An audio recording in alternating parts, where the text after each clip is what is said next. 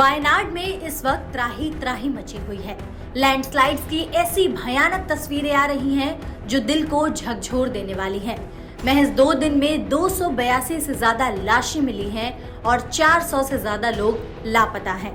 और जब तक आप ये खबर देख सुन रहे होंगे, हो सकता है ये आंकड़ा और बढ़ जाए। लेकिन क्या आप ये जानते हैं कि 13 साल पहले ही वायनाड में आई इस त्रासदी को लेकर चेतावनी दे दी गई थी। उसके बावजूद भी इसे ठंडे बस्ते में डालकर नजरअंदाज किया गया। और अब इतनी तबाही के बाद इकोलॉजी एक्सपर्ट माधव गाडगिल की वो रिपोर्ट फिर से चर्चा में आ गई है, जिसमें वो चेतावनी दी गई थी।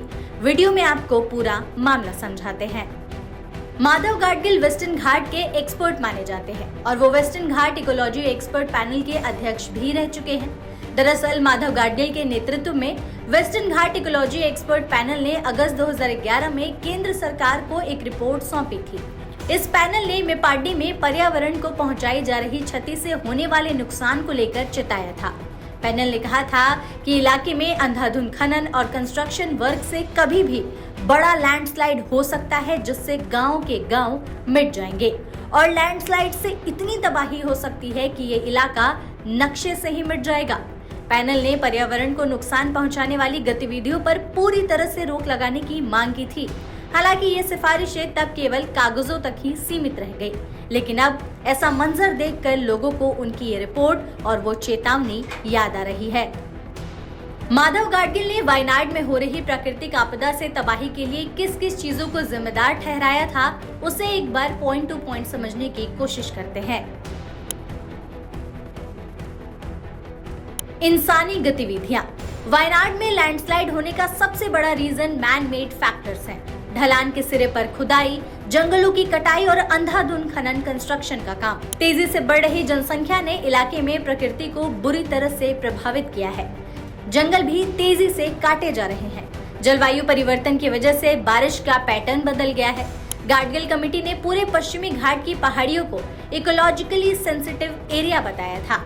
ESZ में वो इलाके रखे जाते हैं जहां हर तरह की विकास की गतिविधियों पर रोक की सिफारिश की जाती है। ये कमेटी वेस्टर्न घाट में बांध और बड़े पैमाने पर सड़क बनाने के खिलाफ थे। ये भी कहा गया कि इन इलाकों में थर्मल पावर प्रोजेक्ट नहीं बनाए जा सकते।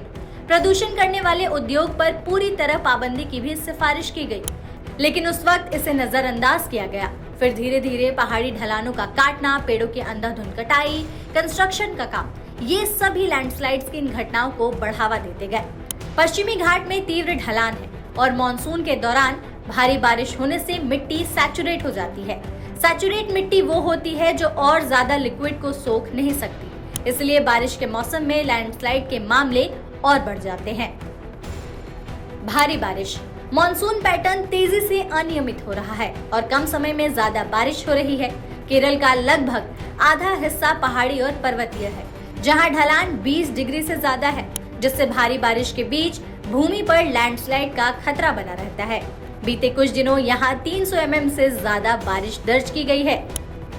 उसके अलावा एक और रीजन है मिट्टी की गहराई। वायनाड में ज्यादातर लैटराइट मिट्टी है, यानी बेहद कमजोर और कटने वाली मिट्टी। ये अगर बारिश से सैचुरेट होती है तो इसका वजन बढ़ता है। मिट्टी की ताकत तो खत्म हो जाती है, लेकिन मिट्टी फिसलने लगती है, जिसकी वजह से इस तरह के लैंडस्लाइड्स होते हैं। ऐसे तमाम कारणों की वजह से वायनाड का आज ये हाल हो चुका है। वायनाड के कुरुचियामाला इलाके के लैंडस्लाइड से 150 एकड़ जमीन धंस गई है। 130 एकड़ चाय के बागान और 20 एकड़ कृषि भूमि बर्बाद हो गए और कई परिवारों ने अपना घर खो दिया। फ्लैश फ्लड की वजह से 4 गांव देखते ही देखते बह गए। हालात का अंदाजा तो इस बात से लगाया जा सकता है कि लैंडस्लाइड वाली जगह से 50 किलोमीटर दूर 10 शव मिले। बड़े बड़े पत्थर और मलबे में गांव के गांव चपेट में आ चुके हैं। कुछ देर में सैकड़ों घर मलबे का ढेर बन गए। अब मलबे को निकाला जा रहा है। उसमें कीचड़ से लथपथ या पत्थर के नीचे दबी लाशें मिल रही हैं। कुछ लाशें नदी में भी बहती दिखाई दे रही हैं और ये सभी तस्वीरें दिल को झकझोरने वाली हैं। लेकिन इन सभी के बीच रेस्क्यू टीम अपनी जान पर खेलकर लोगों का बचाव कार्य कर रही है। वायनाड में मूसलाधार बारिश के बाद लैंडस्लाइड से ऐसी तबाही शायद ही पहले किसी ने देखी और सोची होगी।